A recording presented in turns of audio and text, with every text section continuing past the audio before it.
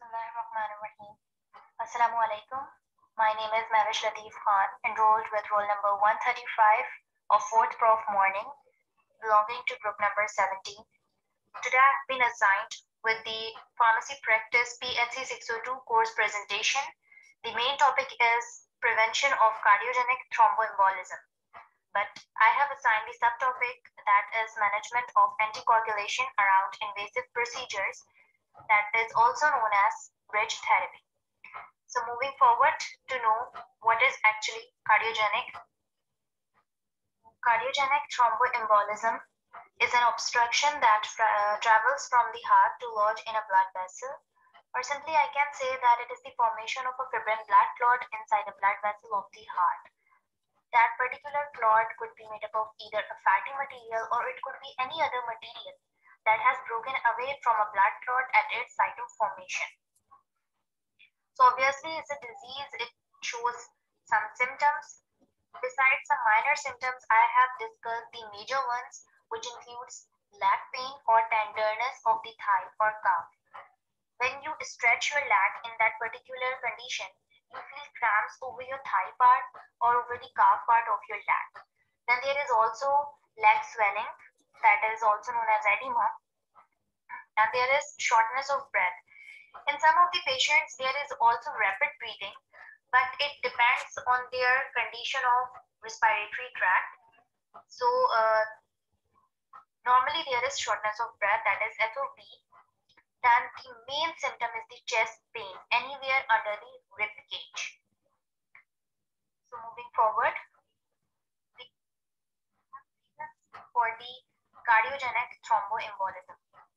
As you can see in this slide, that this disease particularly accounts for 15% of all heart strokes. As the heart is the vital organ of the body, so it could be affected by many reasons.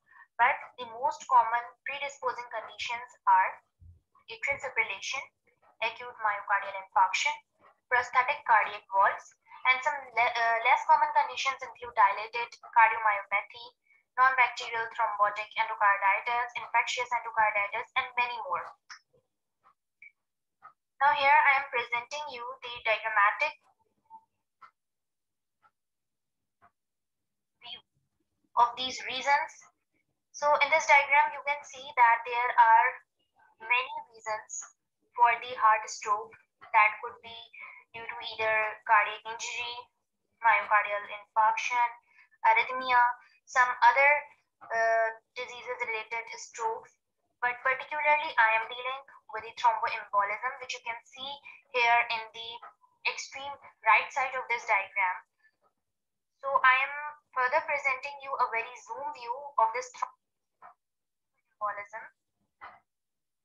Here you can see that in this picture of heart, there is the obstruction in the vein of heart. You can say this particle can be either a fatty material or any other material that I have discussed previously. So this particular hindrance leads to the thromboembolism.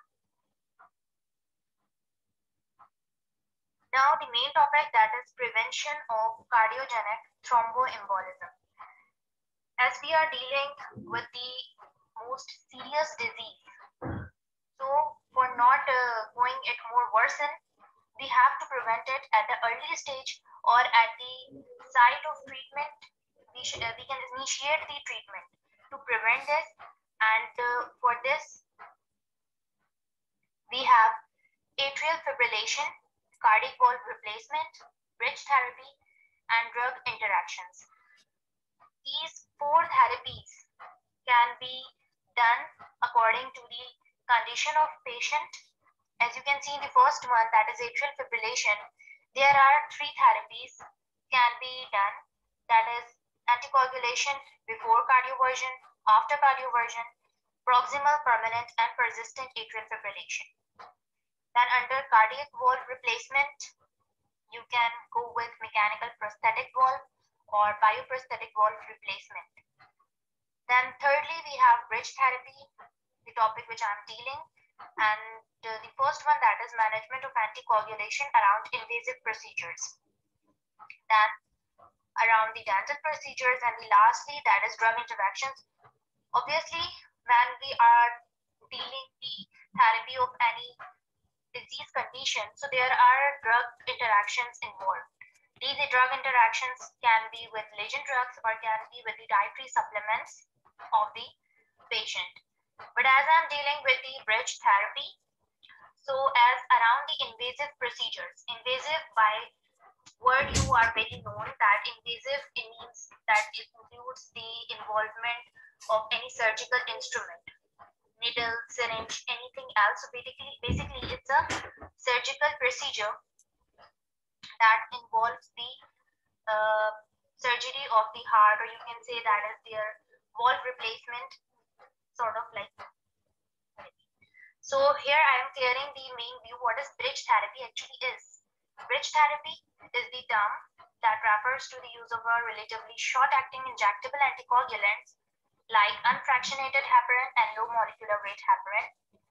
As these substituted heparins have a shorter elimination half-life and they have shorter onset of action, so they can be just stopped prior to the invasive procedure without increasing the risk of bleeding associated with the procedure. In addition, because of their shorter onset of effect, they can be used when other anticoagulant drug is restarted and until the INR reaches the therapeutic range. What is INR? INR is the international normalized ratio of a particular individual patient, although bridge therapy hasn't been studied in randomized clinical trials.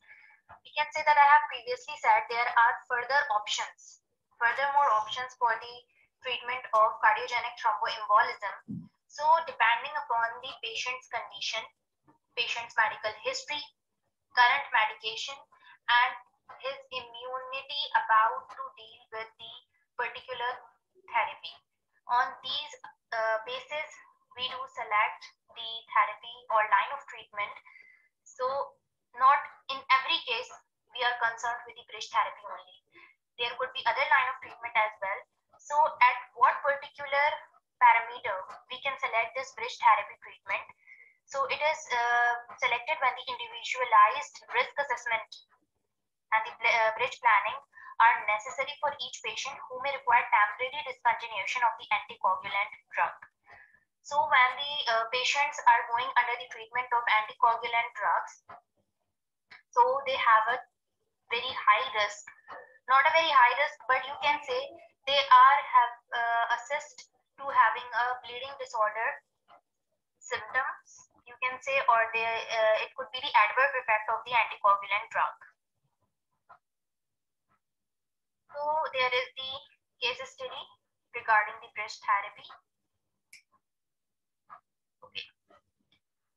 So in this case study, there is a CG is a 43-year-old woman with a history of valvular heart disease associated with Marfan syndrome. What is Marfan syndrome? Marfan syndrome is a genetic disorder that affects the connective tissues of individuals, and especially those with the condition tend to be tall and thin with long arms, legs, fingers, and toes. So basically, you can refer this condition to be like somehow similar to the malnutrition ones. They have a very skinny skeleton. Their bones can easily be prominent. So basically, it's a genetic disorder. Okay, besides this, she has a St. mitral valve replacement, and her current medication is going on with warfarin 7.5 mg once daily to a goal INR range of 2.5 to 3.5. Now over this point, I want to clear your view about INR range, that is international normalized ratio. So for the normal human healthy person, it should be less than 5. This ratio should be less than 5. But for those patients who are undergoing the treatment of anticoagulant drugs, that this woman is also going under the treatment of anticoagulant drug, that is warfarin. So their international normalized ratio came under the range of 2.5 to 3.5. That's why here it is particularly mentioned that warfarin is given to her in order to maintain this particular INR range between 2.5 to 3.5. Okay. Now moving forward, recently she has complained of episodic rectal bleeding despite adequate anticoagulation. As I have told you previously, that it could be the side effect or adverse effect of the anticoagulant drug, that is the bleeding. So currently she is suffering from this disorder too. Now she is scheduled for colonoscopy in the several weeks. That's why her gastroenterologist wants some warfarin plan prior to the procedure. So what are the options, what are the preferable plan for her to undergo, or you can say you can switch to the other anticoagulant drug, as with the warfarin drug she is facing the bleeding disorder. So moving forward, I have prepared some soap notes regarding this case study. Okay, so in subjective, the chief complaint of that lady is the episodic rectal bleeding. Her age is 43 years old, gender is female. Her disease history is the valvular heart disease associated with Marfan syndrome. Medical history, she has already done with the subacute mitral valve replacement. And her current medication is warfarin 7.5 mg once daily. So here you can see that she has already been replaced, have a mitral valve replacement therapy. So in the upcoming week, she is also scheduled for the colonoscopy. So for this particular case study, we need to give the line of treatment for her to stop that particular rectal bleeding, and also the further risk of bleeding should be suppressed. So here objective, she is scheduled for the colonoscopy in the coming several weeks, and the current INR, that is international normalized ratio, is 2.5 to 3.5. Now coming towards assessment. As the lady is already suffering from the episodic rectal bleeding, so there are high chances of further bleeding with the ongoing medication, that is warfarin, and so we have to switch to other line of treatment, because warfarin will further enhance the chance of bleeding during the invasive procedure, which is going to happen in the coming several weeks. That's why we are called upon to give a suitable plan for the reversal of warfarin prior to the procedure or prior to the surgery.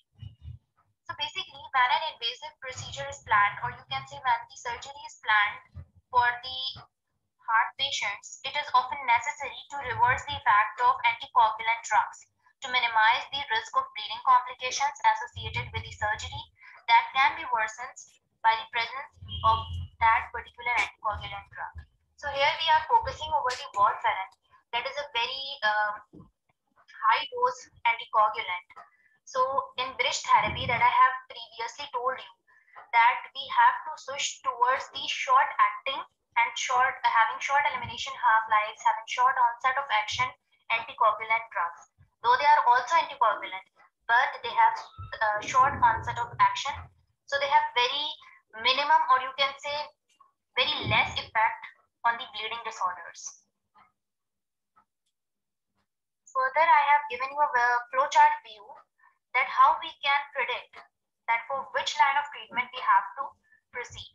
As you can see that over the left of this flowchart, there is a low bleeding risk, that is less than 1%. So obviously when there is low bleeding risk, you are not you don't have to worry to discontinue the anticoagulation therapy or the antiplatelet therapy that you are taking for the thinning of your blood. So there is no need to worry when there is no bleeding risk. But on the other hand, when there is a high bleeding risk, that you can see the flowchart over the right side, that is greater than 1%. If there is greater than 1% chance of bleeding, then we have to deal according to it. So there are also two subparts, that there is a low thrombosis risk and there is a high thrombosis risk. So the case study which we are dealing right now, that this lady has a very high thrombosis risk, as because she is already facing the rectal bleeding, and there are also chances of further bleeding during the invasive procedure or during the invasive surgery. So not only we have to cure that rectal bleeding, we also have to give a surety to the patient that during surgery you won't lose your blood. There will no bleeding during your surgery.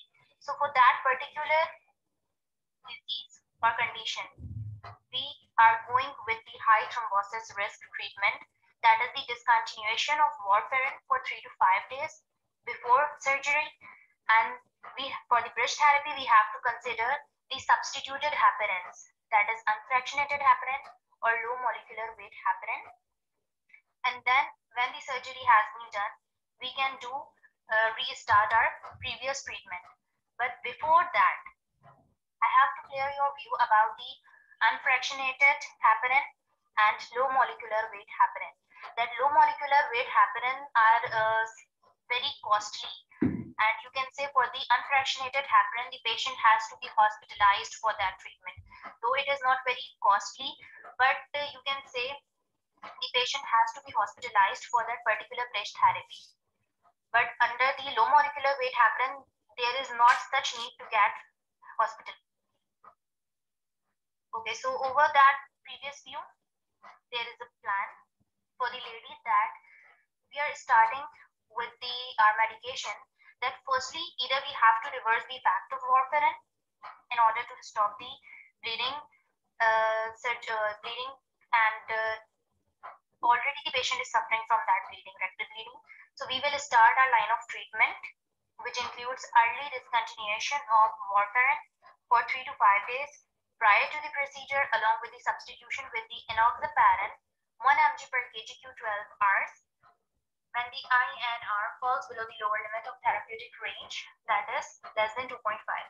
Now, what is enoxaparin? Enoxaparin is also an anticoagulant drug which is used to treat and prevent the deep vein thrombosis as well as embolism.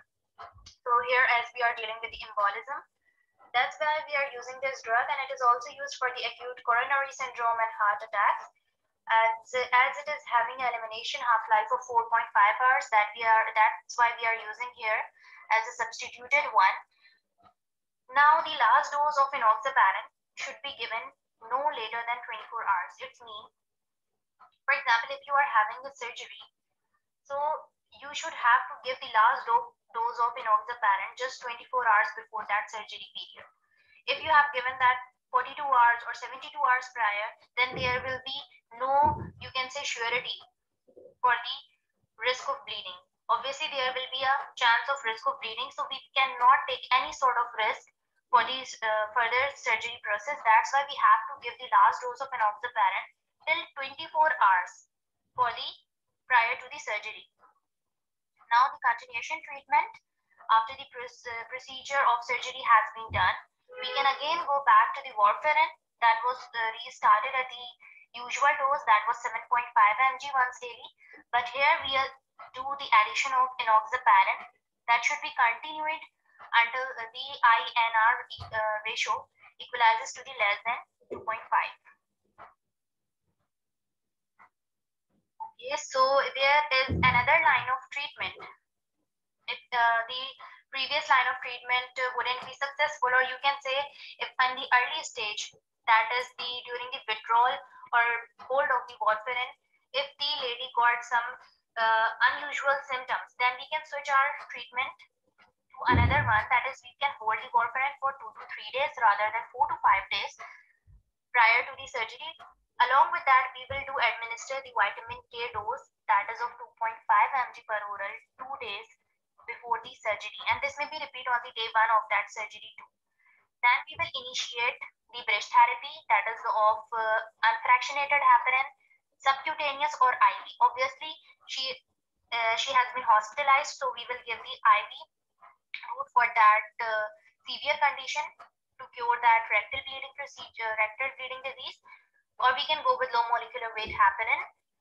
Similarly, when the IR falls below the lower limit of the therapeutic range, then we have to stop IV 6 hours pre-procedure or stop SQ-UFH for 24 hours pre-procedure. If we are giving unfractionated heparin, so we have to stop it 6 hours prior to the surgery, and if we are giving low molecular weight heparin, then we have to stop it 24 hours prior to the surgery.